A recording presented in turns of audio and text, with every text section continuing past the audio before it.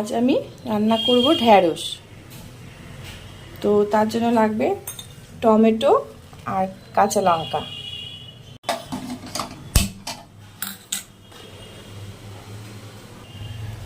ঢ্যাঁড়সগুলোকে এভাবে কেটে নিয়েছি। এই পাশে একটু চিড়ে দিয়েছি, দুই পাশে অল্প অল্প। কড়াই গরম হয়ে গেছে, তেল দিয়ে দিই। তেল গরম হয়ে গেছে, এখন এর মধ্যে দিয়ে দেবো শুকনো লঙ্কা আর সাদা জিরা। শুকনো লঙ্কা,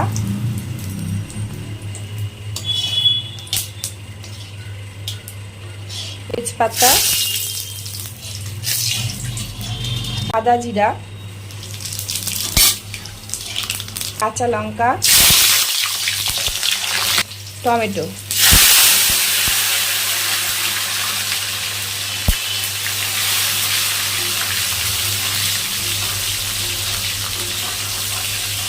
হালকা ভাজা ভাজা করে এর মধ্যে ঢ্যাঁড়সটা দিয়ে দেব।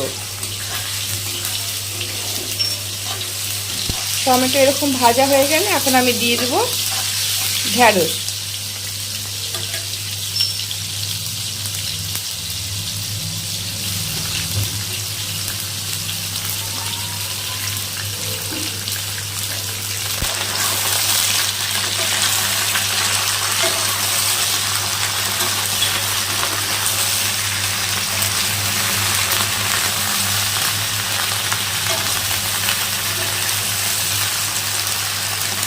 লবণ,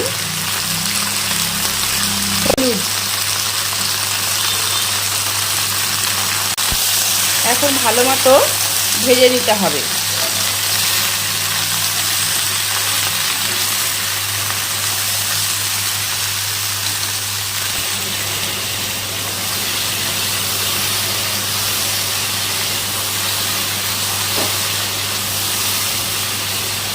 ঢ্যাঁড়স ভাজা হয়ে গেছে, এখন আমি এর মধ্যে দিয়ে দেব জিরার গুঁড়া আর শুকনো লঙ্কার গুঁড়া।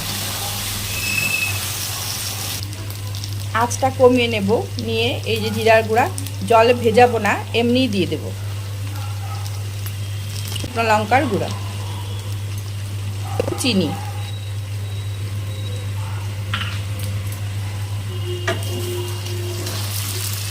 এটা আগে শুকনো শুকনো আমি একটু ভেজে নেব জিরাটা, তারপরে হালকা হালকা জলে ছিটা দিয়ে করতে হবে।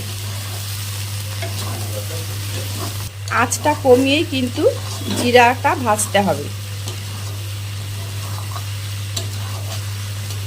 আর হালকা এরকম এরকম করে নাড়তে হবে। পুরো উল্টে পাল্টে নাড়লে পারে সব ঢ্যাঁড়সগুলো ভেঙে যাবে।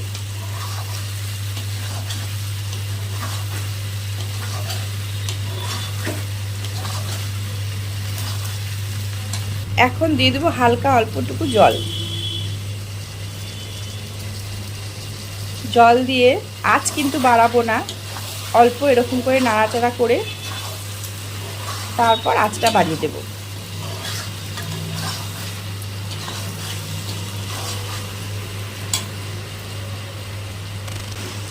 এখন আঁচটা বাড়িয়ে দিয়ে আমি আর একটু ভাজা করে নেব এটাকে।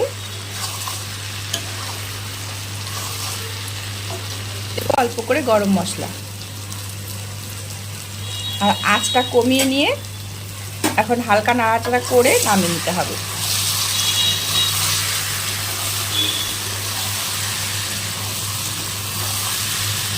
ঢ্যাঁড়স হয়ে গেছে, গ্যাসটা অফ করে দেব।